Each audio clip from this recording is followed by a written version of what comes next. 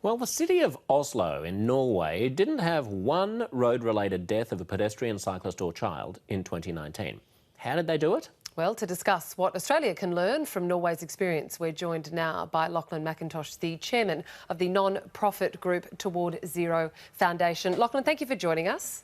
Good morning, Catherine. Just exactly how has Oslo achieved this result? I know you visited there not long ago. What did they have to tell you?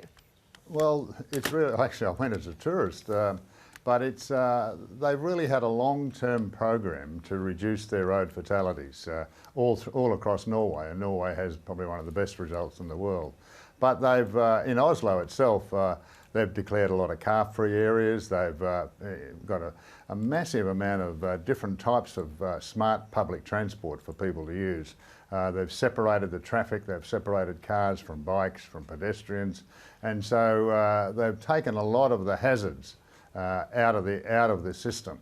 Not just, if you like, blame the driver, but change the way that people move about. So what could we potentially borrow from Oslo's experience? What would work here in Australia, what wouldn't? Well, it is a bit complex, as you say. Some things don't work in Australia that would work there, or vice versa. We've got some good results in Australia. We've got towns that have had zero fatalities for long periods of time. Not many, but some. What we could learn, I think, is to try to be more consistent and more resource more the crisis that is road safety in Australia. They've taken a long-term view and they've reduced their fatalities by sort of 70 or 80% in over a similar period of time that we've reduced ours by 40%.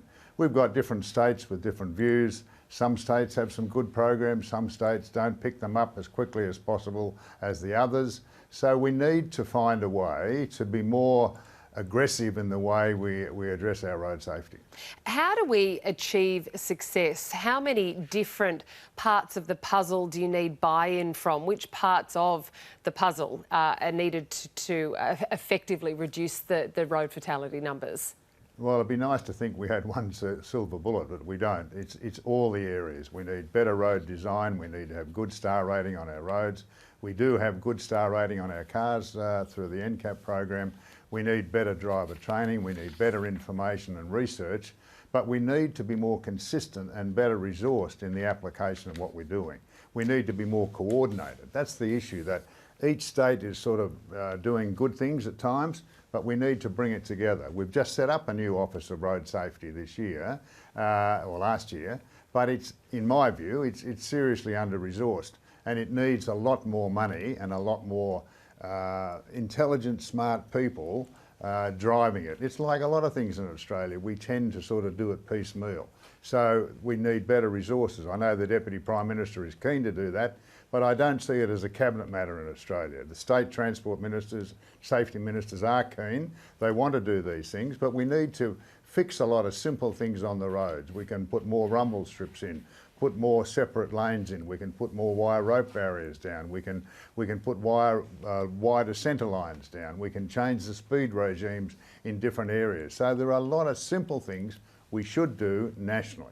And Lachlan, just finally, what about changing driver behaviour? What's the key there?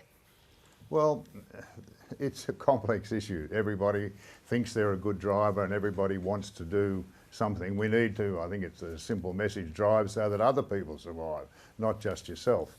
And there's a lot of messaging goes on. We have a lot of different advertising campaigns, but it's more than just the driver. It's about having a safe environment in which you drive, and for drivers to understand that not all roads are the same, not all environments are the same. We don't expect people to drive fast through school zones anymore. We've really just about fixed that situation by having much lower speeds in school zones where children are likely to be. We need the same to do that in heavily populated areas. We need to reduce the speeds there, and we need to make sure that people understand that just because the road's open and wide that you can suddenly drive fast. Other people are on the road, other trucks are on the road, other things happen on the road, and so people have to understand that the road isn't always capable of your capability in your car. And just one last one. I noticed that there are some councils in Sydney that are calling for 30 km/h zones in pedestrian areas. How would that impact? Well, it's happening. It is already happening in some places in Australia. It's happening in Oslo. Oslo have some very low speed limits in heavily populated areas. We have it here too, but we need to be more consistent.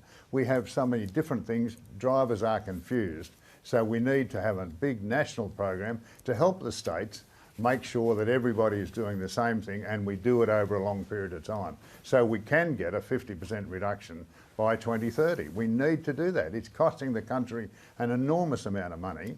We need to make those reductions. Everybody will be better off, we'll all be safer, and more people will get home safely. Lachlan McIntosh, it's been great to talk to you. Thanks for joining us. Thank you.